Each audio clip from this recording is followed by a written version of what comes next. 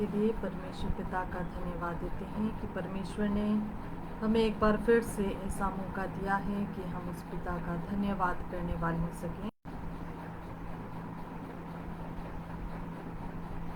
यहोवा अपने डरवैयों ही से प्रसन्न होता है, अर्थात उनसे जो उसकी करुणा की आशा लगाए रहते हैं। हे यरूशलेम, यहोवा की प्रशंसा कर। हे शियोन, अपने परमेश्वर की स्तुति कर, क्योंकि उसने तेरे फाटकों के खंभों को दृढ़ किया है और तेरे लड़के वालों को आशीष दी है। वह तेरे सिवानों में शांति देता है और तुझको उत्तम से उत्तम पदार्थों से तृप्त करता है। वह पृथ्वी पर अपनी आज्ञा का प्रचार करता है, उसका वचन अति वेग से दौड़ता है।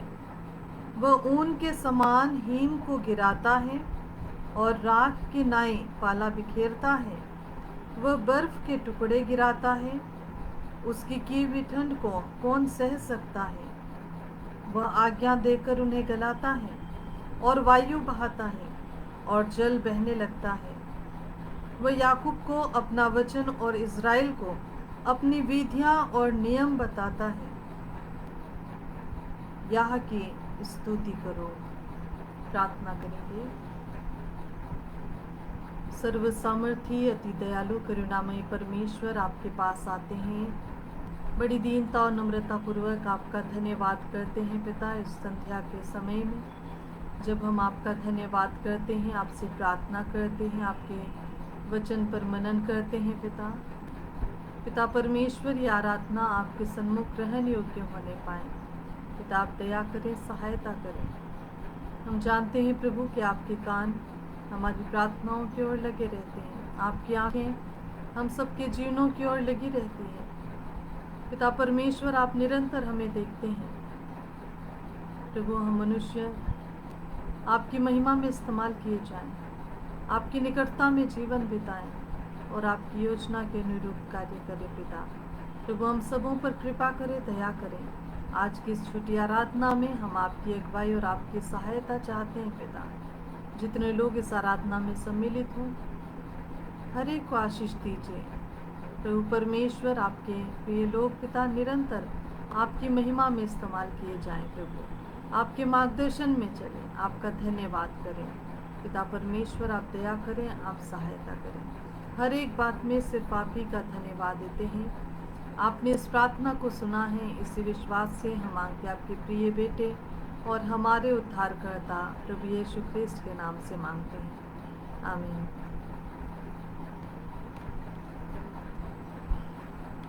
आज के पवित्र वचन के लिए हम पवित्र वचन का पाठ पढ़ेंगे जो हमें मिलता है लूका रचित सुसमाचार, उसका 17 अध्याय। लूका रचित सुसमाचार का 17 अध्याय 11 पद से लेकर 19 पद तक थोड़ी देर के लिए परमेश्वर के जीवित वचन पर हम मनन करेंगे और परमेश्वर की उस इच्छा को हम जानेंगे कि परमेश्वर हमारे जीवन के लिए क्या चाहते हैं। लूका रचित सुसमाचार अध्याय 17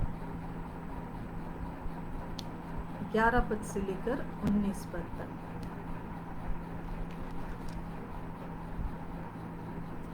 ऐसा लिखा हुआ है, और ऐसा हुआ कि वह यरूशलेम को जाते हुए सामरिया और गलील के बीच से होकर जा रहा था, और किसी गांव में प्रवेश करते समय उसे 10 कोढ़ी मिले, और उन्होंने दूर खड़े होकर ऊंचे शब्द से कहा, हे यीशु, हे स्वामी, हम पर दया कर। उसने उन्हें देखकर कहा, जाओ और अपने 23 याजकों को दिखाओ, और जाते ही जाते वे शुद्ध हो गए। तब उनमें से एक यह देखकर कि मैं चंगा हो गया हूँ, ऊंचे शब्द से परमेश्वर की बड़ाई करता हुआ लौटा और यीशु के पांवों पर मुंह के बल गिरकर उसका धन्यवाद करने लगा, और वह सामरी था। इस पर यीशु ने कहा, क्या 10 शुद्ध न हुए? तो फिर वे 9 कहाँ हैं? क्या इस परदेसी को छोड़ कोई और न निकला जो परमेश्वर की बड़ाई करता? तब उसने उससे कहा, उठ कर चला जा, तेरे विश्वास ने तुझे चंगा किया है। ये परमेश्वर का जीवित वचन है। इसके पढ़े और सुने जाने पर प्रभु आशीष प्रदान करे। थोड़ी देर के लिए हम परमेश्वर के इस जीवित वचन के ऊपर हम मनन करेंगे। और वचन का भाग जो हमने पढ़ा है ये हम सबों का जाना पहचाना है। ये वचन हम सबों ने अपने जीवन में, अपने दैनिक जीवन में, अपने अध्ययन में या प्रभु के दासों के द्वारा से या स्वयं इस पर मनन किया होगा। और ये वचन हम सभी बहुत भली भांति जानते हैं, जिसमें 10 कोड़ी का वर्णन है और जिसमें सभी स्वस्थ हो गए, शुद्ध हो गए, लेकिन एक ही धन्यवाद के लिए पहुंचा प्रभु यीशु मसीह के पास में। आज का जो थीम है, गिविंग थैंक्स टू गॉड, परमेश्वर को हमें धन्यवाद देना है। परमेश्वर ने हम मनुष्यों को इस संसार में जब रखा है तो उसकी इच्छा और उसकी योजना हमारे लिए यही है कि हम सदा सर्वदा परमेश्वर की महिमा में इस्तेमाल किए जाएं, सदा अपने जीवन के हर एक कार्यों के लिए अपने परमेश्वर पिता का धन्यवाद करने वाले हो सके। जो वचन हमें सिखाता है लुका और उसका 17 अध्याय और 15 से 16 पद में लिखा हुआ है कि तब उसने उनमें से एक यह देखकर कि वह स्वस्थ हो गया, ऊंचे स्वर से परमेश्वर की स्तुति करते हुए लौटा। वह यीशु को धन्यवाद देते हुए उनके चरणों पर मुंह के बल गिर पड़ा और वह सामरी था। एक व्यक्ति के बारे में जो धन्यवादित था, जो अपने जीवन में जब वो स्वस्थ हो गया तो वो अपने जीवन में धन्यवाद से भर गया और लौट कर आया और परमेश्वर से कहा कि प्रभु यीशु मसीह के चरणों में गिरकर प्रभु यीशु मसीह का धन्यवाद किया।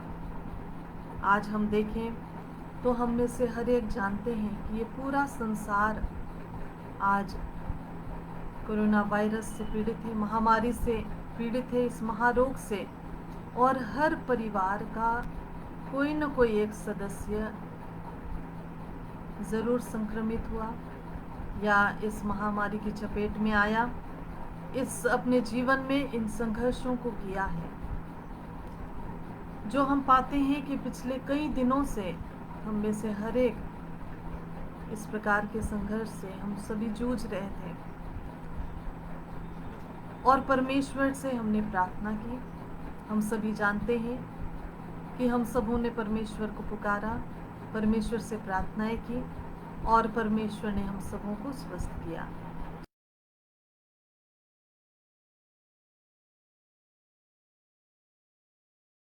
नहीं है, हमारे कार्य नहीं है, हमारी ऐसे कोई अच्छे कार्य नहीं है कि परमेश्वर से हम अपने जीवन को मांग सकें या हम अपने अनुसार अपनी इच्छा से अपने जीवन के एक पल को भी बढ़ा सकें। ये परमेश्वर की अद्भुत योजना है कि वो हर दिन हमें मौके देता है। हर दिन वो परमेश्वर हमारे जीवन में इस प्रकार से कार्य करता है और आज भी उसने हमें जीवितों की ज़मीन पर रखा है।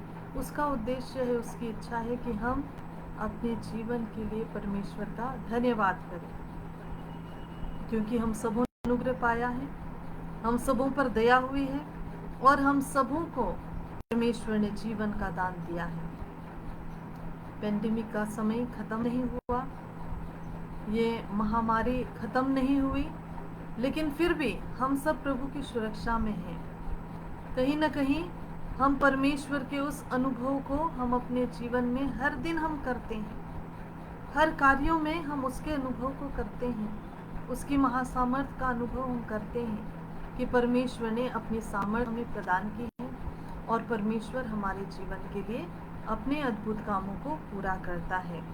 यहाँ पर हम देखें तो 10 कोड़ी हैं, ये 10 सबकी सभी अस्वस्थ हैं, सभी कुष्ठ रोगी हैं, सभी के जीवन में समस्याएं हैं, सभी दुख से घिरे हुए हैं, सबका जीवन एक अलगाव में जीवन व्यतीत कर रहे हैं और सभी अपने आप में हम पाते हैं कि अपने आप में उस निराशा में जीवन व्यतीत कर रहे हैं। लेकिन प्रभु यीशु मसीह के माध्यम से वो स्वस्थ हुए। प्रभु यीशु मसीह ने उन्हें एक नया जीवन दिया। प्रभु यीशु मसीह ने उनके उस अलगाव को दूर किया। और यहाँ पर हम पाते हैं कि यहाँ पर हम देखते हैं कि किस प्रकार से उनमें से सिर्फ एक लौट कर आया, अनुभव किया कि मैं स्वस्थ हो गया हूँ। यीशु मसीह ने जैसा कहा था वैसा मैंने अपने जीवन में प्राप्त किया है। और बड़े धन्यवाद के साथ में प्रभु के पास में लौट आया। आज हम देखें तो हम में से हर एक कई लोगों ने इस महारोग से होकर जब हम गुजरे हैं और हम सबों ने जीवन का दान पाया है। कई लोग इस संसार से कूच कर गए हैं। लाखों की संख्या में लोग चले गए, हजारों की संख्या में चले गए। और बहुत सारे लोगों ने अपने प्रियों को, अपने परिवार के ऐसे लोगों को खोया है जिनकी उम्मीद नहीं थी, जिनके लिए हम हमेशा सोचते थे कि नहीं, इनका जीवन बहुत ही समाज के लिए और परिवारों के लिए भलाई करने वाला है। ये समाज में रहते हुए बहुत ही अच्छे कामों को कर सकते हैं, लोगों की भलाई को कर सकते हैं और इनके माध्यम से परमेश्वर की महिमा बहुतायत से हो सकती है। लेकिन वो भी उठा लिए गए हैं। बहुत सारे परमेश्वर के सेवक सेविका उठा लिए गए हैं। हम पाते हैं कि लेकिन परमेश्वर ने हम सबों पर करुणा की है। हम उस महारोग से होकर गुजर गए और उन परिस्थितियों, विपरीत परिस्थितियों से होकर हम बाहर निकले। हम उस परमेश्वर का हम धन्यवाद करें। परमेश्वर हमें चाहते हैं कि हम निरंतर उस प्रभु का ही धन्यवाद करने वाले हो सकें, अपने जीवन में उस परमेश्वर पिता का धन्यवाद कर सकें, क्योंकि परमेश्वर परिस्थितियों को बदलने वाला है। प्रभु यीशु मसीह के नाम से जब हम प्रार्थना करते हैं तो प्रभु हमारे जीवन में उन परिस्थितियों को बदलता है, अपने उन कामों को, अपने सामर्थ्य को दिखाता है। और वैसा ही सामर्थ्य का अनुभव इस एक व्यक्ति ने किया कि मेरा जीवन बदल गया है। मैं एक कुष्ठ रोगी था, लेकिन इस चंगाई के माध्यम से मेरा पूरा जीवन बदल गया है। क्योंकि हम पाते हैं, हम देखें तो कुष्ठ रोगियों से कोई व्यक्ति किसी प्रकार का संबंध नहीं रखते। कुष्ठ रोगियों को अकेले अलग रहना पड़ता है और कुष्ठ रोगी कभी भी मंदिर में प्रवेश नहीं किया करते थे। उन्हें शहर से बाहर एक अलगाव का जीवन बिताना पड़ता था। उनके कपड़े फटे होते थे। उनके गंदे कपड़ों के साथ में वो किस प्रकार से अकेलेपन का, अशुद्धता का जीवन बिताते थे और उनके बाल पूरी रीति से बिखरे रहते थे, शरीर पूरा गंदी अवस्था में रहता था। और इस प्रकार से वो शहर के बाहर अलगाव, समाज से एकदम दूर अलग रहा करते थे। और यदि हम लेवी व्यवस्था उसका 13 अध्याय हम पढ़ें, 13 अध्याय और उसकी 45 और 46 पद में, तो यहाँ पर वर्णन हमें मिलता है, इस बारे में वर्णन मिलता है कि कुष्ठ रोगी किस प्रकार का जीवन बिताते हैं, उन्हें किस प्रकार का जीवन बिताना होगा। और उनका जीवन जो था वो बड़े ही कठिनाइयों से भरा हुआ और बीमारी से ग्रस्त, समाज से बहिष्कार उन्हें किया गया है। उन्हें कोई स्वीकार नहीं करता है, उन्हें कोई अपने पास आने नहीं देता है, उन्हें कोई अपनी संगति में नहीं रखता है। तो इस प्रकार का जीवन जो है कुष्ठ रोगी बिताते थे। लेकिन हम पाते हैं कि जब इस व्यक्ति के जीवन में प्रभु यीशु मसीह ने कार्य किया और इन रोगियों को स्वस्थ किया, तो ये पूरी व्यवस्था को बदलने वाला। और हम देखते हैं कि किस प्रकार से इनके जीवन में जो है पूरी रीति से बदलाव हो गया। और जितने भी लोग जो लेवी व्यवस्था के उस वचन को पूरा करते थे, उन नियमों का पालन करते थे, और जब वो ठीक हो जाते थे तो उन्हें ये नियम था कि जाकर पुरोहित को दिखाए। और यदि वह देखते थे और जब वह उनके शुद्ध होने की घोषणा करते थे, तब वो जाकर अपने प्रियों के साथ में, अपने परिवार के साथ और समाज के साथ में वो संगति कर सकते थे और आराधना में प्रवेश कर सकते थे। लेकिन यदि जब तक वो ठीक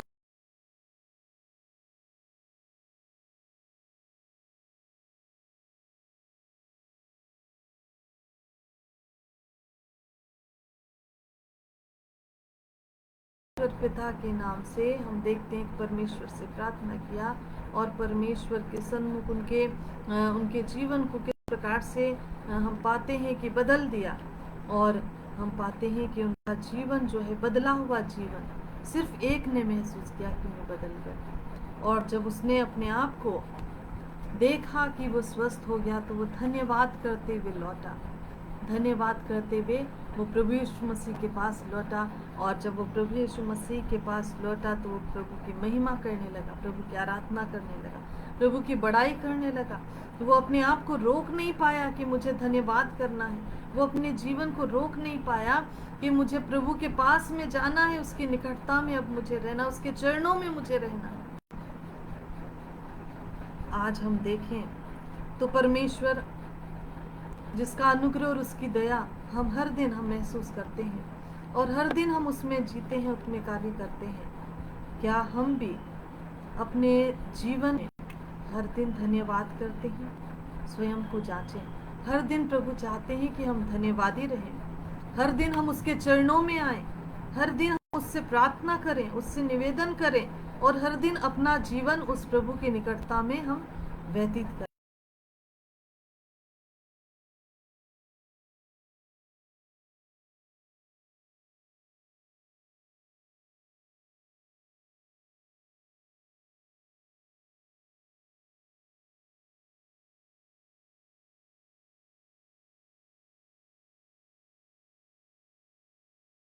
ये उन सारी खुशियों को अपने जीवन में महसूस करने लगा।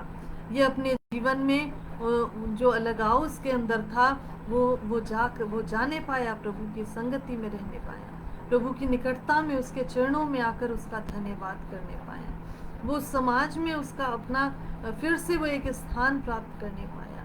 वो सारी आशीषें जो प्रभु परमेश्वर हर एक व्यक्ति के लिए रख छोड़ता है, उन आशीषों को प्रभु ने उसके जीवन में फिर से लौटा दिया। हम पाते हैं कि बीमारी के इस गड्ढे से वो बाहर निकल आया, इस दलदल से वो बाहर निकल आया, सिर्फ इसलिए क्योंकि वो प्रभु की निकटता में था। और उसके बाद उसने अनुभव किया और धन्यवाद से भर गया, धन्यवाद से भर गया। प्रियो, प्रभु चाहते हैं कि हम भी इस संसार में हैं और इस संसार में रहते हुए जब हमारे अंदर जो पाप है, पाप और गुनाह है, बुराई है, जो एक कुष्ठ रोग के समान हमारे अंदर जो है वो स्थान रखता है, फैलता जाता है, बढ़ता जाता है और हमें ये परमेश्वर से दूर करता है, ये हमें एक दूसरे से दूर करता है, ये हमारे जीवन में उस अकेलेपन को लेकर आता है, ये हमारे जीवन में दुख को बढ़ा देता है, ये हमारे जीवन में निराशाओं को लेकर आ जाता है। तो हम इस प्रकार के पाप से, गुनाह से, बुराइयों से अपने आप को दूर रखें। हम दूर कब रखने पाएंगे? जब हम प्रभु यीशु मसीह को अपने जीवन में स्थान देंगे, जब हम प्रभु की अगुवाई में हम चलेंगे, प्रभु की निकटता में अपना जीवन बिताएंगे। तो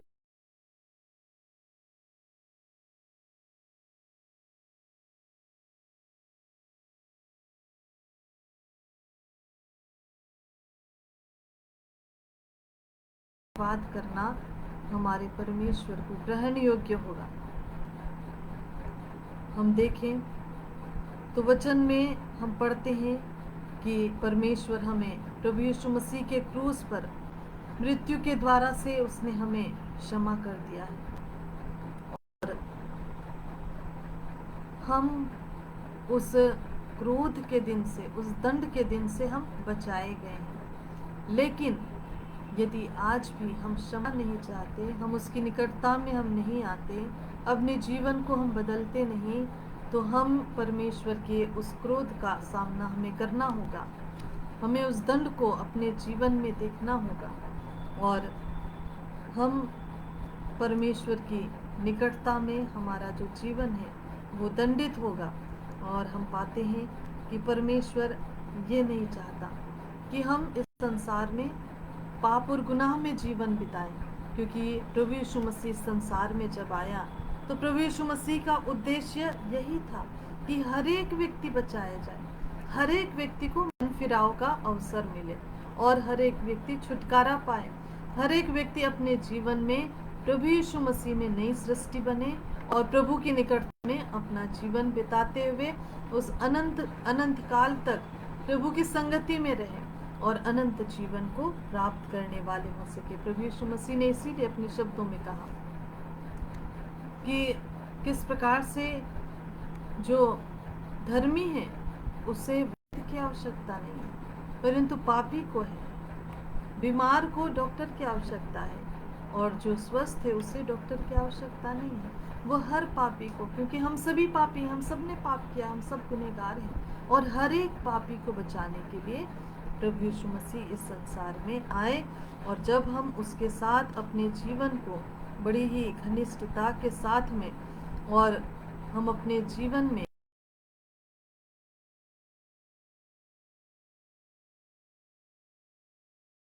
नया जीवन हमें देता है और हमें सदा सर्वदा अपनी निकटता में रखता है, और हम इस अंधकार रूपी संसार से हम सदा सर्वदा प्रभु की उस आनंद का अनुभव करते हैं, उसकी संगति में रहते हैं, और सदा सर्वदा हमारा जीवन एक धन्यवादी जीवन होगा, और सदा हम प्रभु की महिमा में हम सदा सर्वदा चलने वाले हो जाएंगे।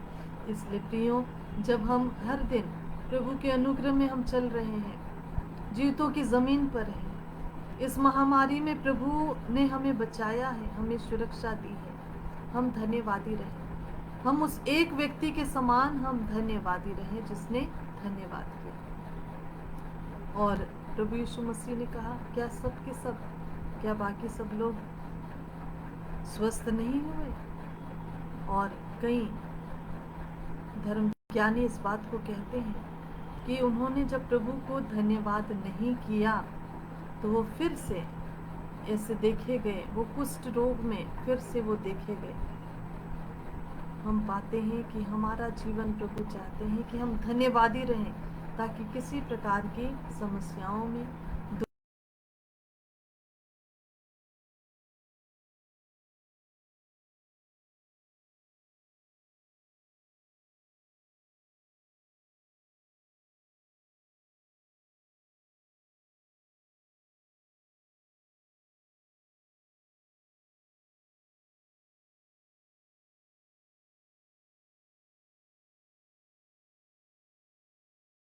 पाते हैं कि बाइबल में एक पापिनी स्त्री का वर्णन मिलता है कि प्रभु यीशु मसीह की निकटता में वह लाई गई। लोगों की दृष्टि में वो पापी थी, गुनहगार थी, लेकिन जब प्रभु यीशु मसीह ने उसे क्षमा कर दिया तो वो धन्यवाद से भर गई, और वो धन्यवाद से इतनी भर गई कि वो प्रभु किस प्रकार से प्रभु की निकटता में वो आंसुओं को बहाने लगी, और किस प्रकार से उसने अपने प्रभु की निकटता में अपने धन्यवाद को व्यक्त किया। और हम वैसे ही हम पाते हैं कि जब हम अपने जीवन में, परमेश्वर ने हमें नया जीवन दिया है, प्रभु ने हमें अपनी संगति में लेकर चलने के लिए हमें एक और मौका दिया है, और बार बार वो हमें मौके देता है। हर दिन वो हमारा इंतजार करता है, हर दिन वो देखता है कि हम उसके बेटे और बेटियां कैसे प्रभु में आगे बढ़ते हैं या नहीं बढ़ते हैं, किस प्रकार से हम अपने उस परमेश्वर पिता के अनुग्रह के लिए धन्यवाद करते हैं। प्रभु हमें हर समय देखता है, क्योंकि हम पाते हैं कि जब हम उसकी ओर एक कदम बढ़ाते हैं तो परमेश्वर हमारी ओर अनुग्रह का, दया का, आशीषों का, प्रेम का वह कदम बढ़ाता है, और हम सदा उसमें स्थिर बने रहेंगे। जब हम प्रभु की संगति में रहेंगे, प्रभु पर भरोसा करेंगे, प्रभु में बढ़ते जाएंगे, और प्रभु हमें हर समय अपनी निकटता में, अपनी अगुवाई में लेकर चलेगा। परमेश्वर करे कि हम भी सदा धन्यवादी रहें, जिस प्रकार से ये कुष्ठ रोगी जिसने अनुभव किया, आज मैंने और आपने भी अनुभव किया है कि प्रभु ने हमें बचाया है, हमें इस महारोग से बचाया है, इस वायरस से हमें बचाया है, अब तक बचाया है। उसकी योजना हमारे लिए है, और इसलिए उस प्रभु का हम धन्यवाद करें, उस परमेश्वर पिता का हम धन्यवाद करें। हम उस प्रभु की निकटता में धन्यवाद से हम भर जाएं, और बिना उसे धन्यवाद किए हमारा जीवन ठहर न, कि हम अंदर से इतना व्याकुल हो जाएं उससे बात करने के लिए, उससे प्रार्थना करने के लिए, उससे धन्यवाद देने के लिए, उसकी महिमा करने के लिए, और अपना समर्पण करने के लिए। हम ऐसे व्याकुलता के साथ उस प्रभु के पास में जाएं। दाऊद भी जैसे कहता है, जैसे हिरनी जल के लिए प्यासी है, वैसे ही प्रभु मैं तेरे लिए प्यासा हूँ। वे वही प्यास हमारे अंदर होने पाए, अपने प्रभु के लिए, उस संगति के लिए, प्रभु की निकटता में रहने के लिए हमारे अंदर सदा सर्वदा प्रभु की साथ संगति करने की वो लालसा होना चाहिए, ताकि हम निरंतर उस प्रभु में बने रहें। जैसे ये कुष्ठ रोगी आया, प्रभु के चरणों में गिर गया, धन्यवाद से भर गया, उसके चरणों में रहने लगा, वैसा ही जीवन मेरा और आपका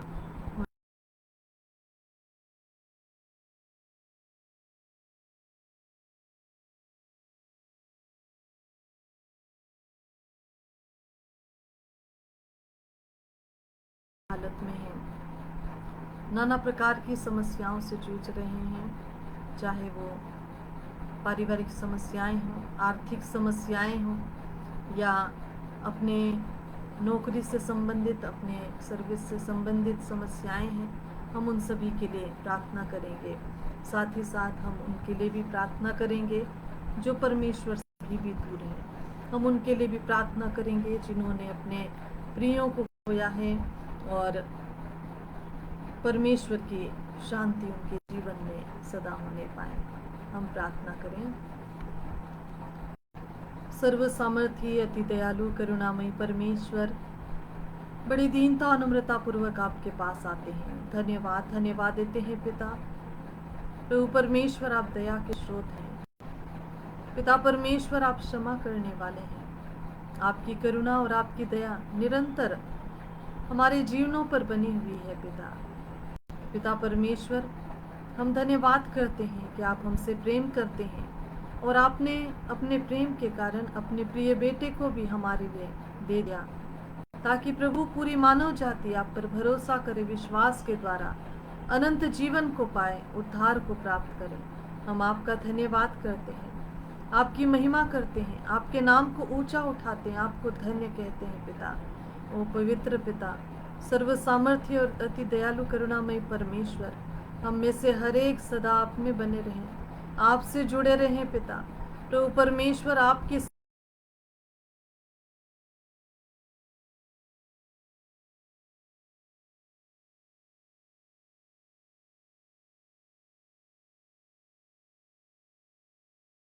देने वाली है पिता, जो सदा सर्वदा अटल है।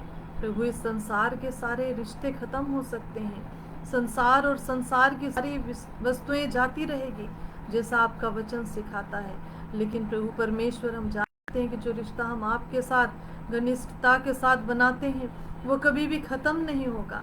ओ प्रभु परमेश्वर, इसलिए प्रार्थना निवेदन करते हैं, आपके वो सारे बेटे बेटियां पिता, आपके वो सारे विश्वासीगण, प्रभु परमेश्वर, पूरी मानव जाति प्रभु, अपने जीवन पर आपके अपने जीवन में आप पर भरोसा करें, आप पर विश्वास करें, और प्रभु आप में समर्पित होकर जीवन बिताने वाले हो सकें।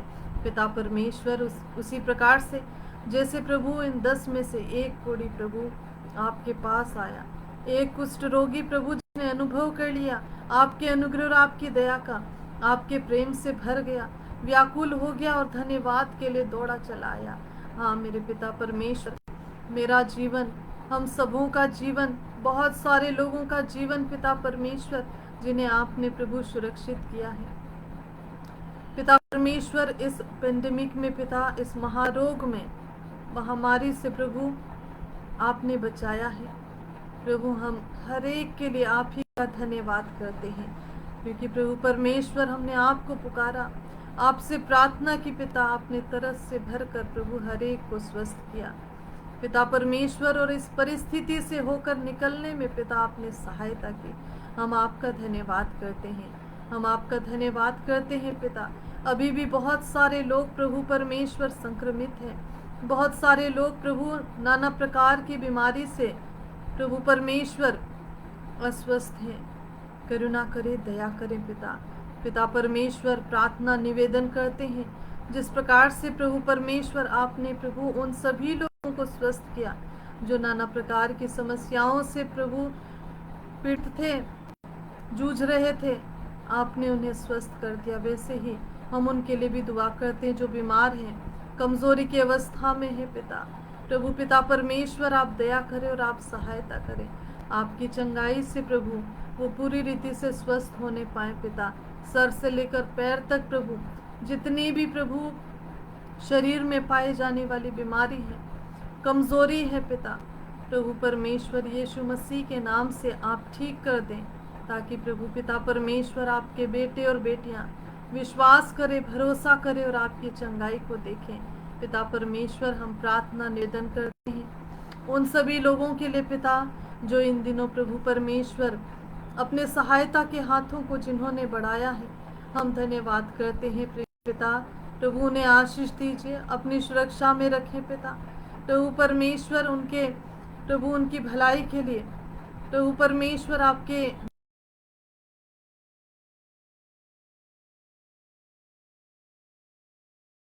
डॉक्टर्स के लिए, नर्सेस के लिए, सहायक कर्मियों के लिए, सामाजिक संस्थाओं के लिए जिन्होंने प्रभु मानव भलाई के लिए, मानव जाति की भलाई के लिए पिता अपने आप को बढ़ाया है, या व्यक्तिगत रूप से, पारिवारिक रूप से प्रभु जितने लोगों ने सहायता के हाथों को बढ़ाया है, उन सभी को आप आशीषित करें, अपनी दुगनी आशीषों से परिपूर्ण करें पिता। जो कुछ उन्हें दिया है प्रभु परमेश्वर भरपूरी के साथ में प्रभु वो अपने जीवन में प्राप्त करें। हम प्रार्थना और निवेदन करते हैं पिता परमेश्वर।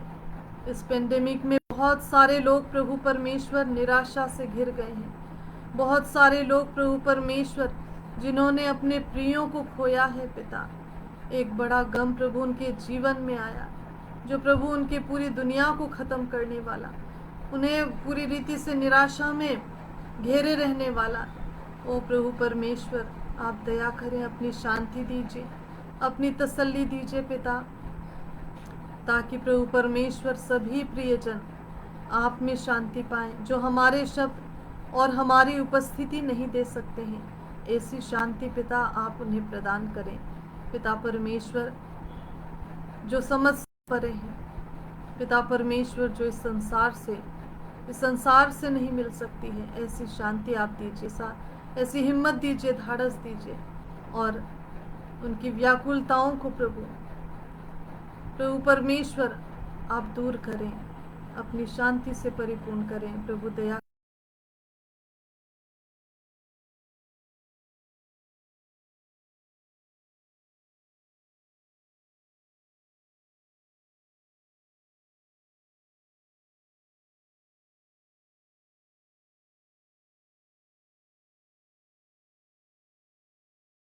जो खाली हुआ है आप अपनी अगुवाई और अपनी उपस्थिति से भरे पिता परमेश्वर। आपकी अगुवाई में प्रभु हरे चले, आप हरे के आगे आगे चले और आपके पीछे चले पिता। प्यारे पिता हम प्रार्थना निवेदन करते हैं उन लोगों के लिए भी पिता जो इस महामारी में प्रभु परमेश्वर जिन्होंने अपनी सर्विस को खो दिया, अपनी नौकरी खो दी, जिनका बिजनेस ठप हो गया है पिता, जो प्रभु परमेश्वर अपने जीवन में उस आर्थिक समस्याओं से जूझ रहे हैं, जो किसी से कुछ कह नहीं सकते हैं, जो अपने दुखों को शेयर भी नहीं कर सकते हैं। ओ पिता परमेश्वर ऐसे सहायता वाले हाथों को तैयार करें, ताकि उन तक प्रभु आपकी सहायता पहुंचे। ऐसे रास्तों को तैयार करें पिता परमेश्वर कि ये निराशा के बादल छाने पाए और प्रभु फिर से भरपूरी के साथ में जीवन बिताएं, आशीषों के साथ जीवन बिताएं। प्रभु दया करें, सहायता करें पिता परमेश्वर। हम दुआ करते हैं पिता प्रभु परमेश्वर उन लोगों के लिए भी जो अपनी पारिवारिक समस्याओं से परेशान है, दुखी हैं पिता परमेश्वर। ऐसे परिवारों में जहाँ लड़ाई और झगड़े हैं, जहाँ मतभेद है, अलगाव है, जहाँ पर प्रभु परमेश्वर शैतान जोरावर के साथ में परिवार को तोड़ने का प्रयास करता है पिता, आपकी उपस्थिति और आपकी अगुवाई से ये परिवार ऐसे बने रहें जिनमें प्रभु परमेश्वर आपके लोग प्रभु आपकी महिमा करें और आपकी इच्छा के अनुरूप जीवन बिताएं, आपके सारी योजनाओं में सम्मिलित हों।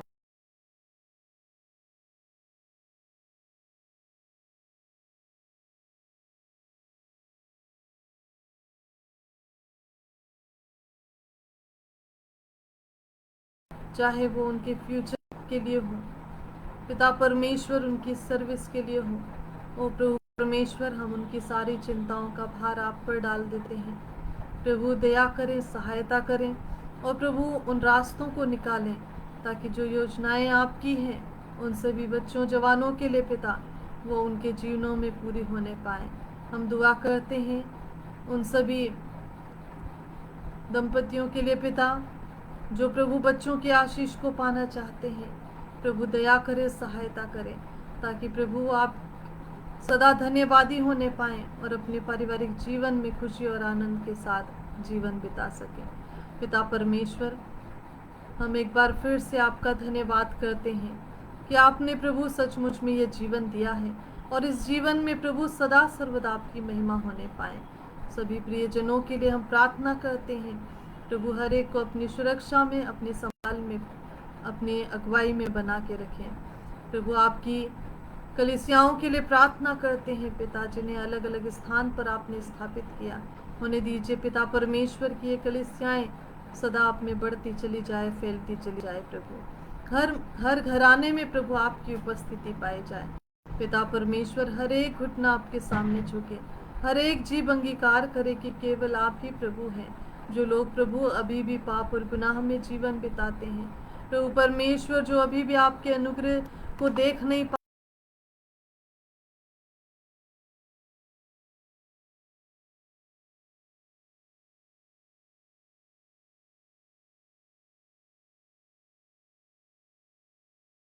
हर एक प्रभु आपके अनुग्रह और आपकी दया के लिए धन्यवाद करें। पिता परमेश्वर आप अगुवाई करें ताकि हर एक का जीवन बचाया जाए, सभी प्रभु आपके अनुग्रह में रहने पाए और प्रभु अपने जीवन में उद्धारकर्ता के रूप में प्रभु यीशु मसीह को ग्रहण करते हुए अनंत संगति को प्राप्त करें। पिता प्रभु दया करें, सहायता करें। हम प्रार्थना और निवेदन करते हैं प्यारे पिता परमेश्वर, हम उन लोगों के लिए पिता जो प्रभु परमेश्वर अभी भी आपके नाम को नहीं जानते, आपके प्रेम को नहीं जानते। प्रभु अलग अलग माध्यमों के द्वारा से, विशेष रूप से प्रभु जबकि आपने हमारे लिए ये सोशल मीडिया के रूप में एक प्लेटफॉर्म दिया है कि प्रभु एक दूसरे से जुड़ सकें, एक दूसरे की संगति में रह सकें, जबकि हम प्रभु परमेश्वर अलग अलग स्थानों पर रहकर आपकी महिमा के लिए पिता परमेश्वर जुड़ते हैं। होने दीजिए पिता के अलग अलग माध्यमों से लोग आपको जान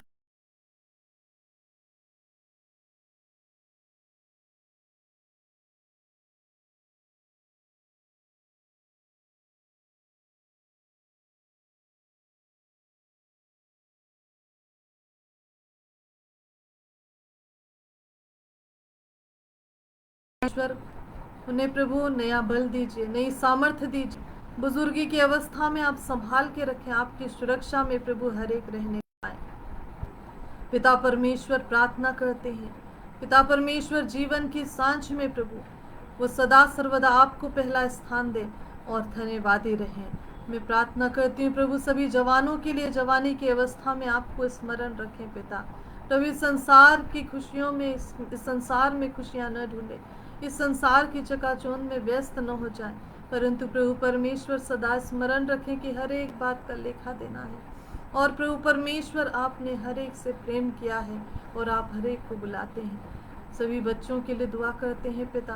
प्रभु परमेश्वर जैसे जैसे बढ़ते आपके प्रेम और आपके अनुग्रह में बढ़े और प्रभु इस कलीसिया के मजबूत खंबे बने, बुद्धि समझ और ज्ञान से परिपूर्ण करें पिता और अपनी अगुवाई में लेकर चलें।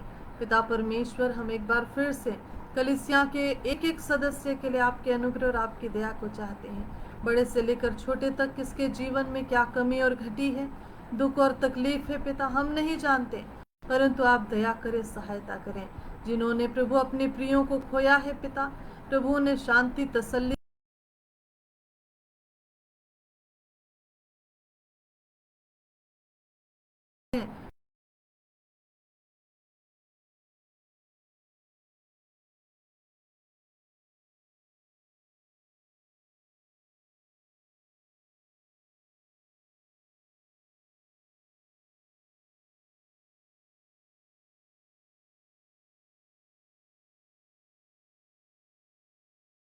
इस कोरोना वायरस से प्रभु परमेश्वर संक्रमित है, जूझ रहे हैं, अस्पतालों में हैं, घरों में हैं, या नाना प्रकार की बीमारियों से प्रभु, ओ प्रभु परमेश्वर, आपके स्पर्श से प्रभु यीशु मसीह के नाम से उनके जीवन में ऐसा कार्य होने पाए कि वो स्वस्थ होकर पिता अपने परिवार प्रियों में लौटने पाए।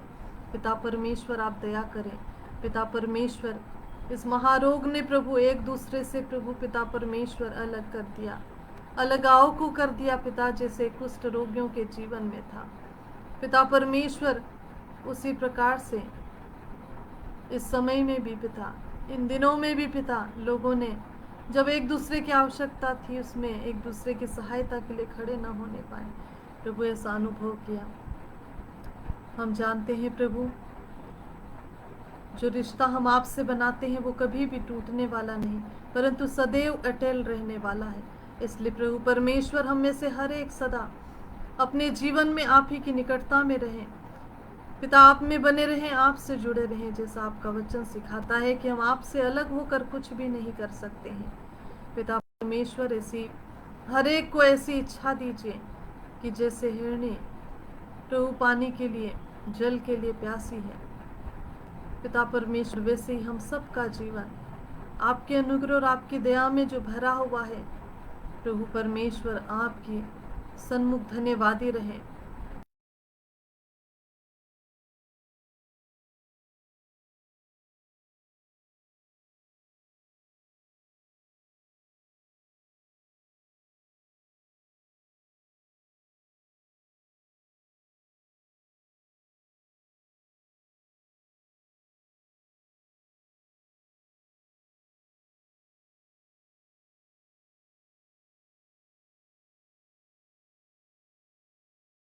किन समस्याओं से होकर गुजर रहे हैं हम तो नहीं जानते पिता परमेश्वर, परख के समय में प्रभु आप उन्हें हिम्मत और धाड़स दीजिए पिता परमेश्वर। शैतान की सारी चालों से प्रभु बचे रहें और आप में सुरक्षित रहने पाए, आप में समर्पित होने पाए पिता परमेश्वर। लखनऊ डायसिस के लिए हम प्रार्थना करते हैं, लखनऊ डायसिस के प्रभु सारे पिता परमेश्वर, हम प्रार्थना निवेदन करते हैं कि हर एक चर्चेस के लिए, कलीसियाओं के लिए, सारे इंस्टीट्यूशन के लिए पिता परमेश्वर, हर एक घरानों के लिए पिता प्रभु, हर एक पर आपकी कृपा, आपकी दया निरंतर बनी रहने वाली हो सके प्रभु, दया करें, सहायता करें पिता परमेश्वर।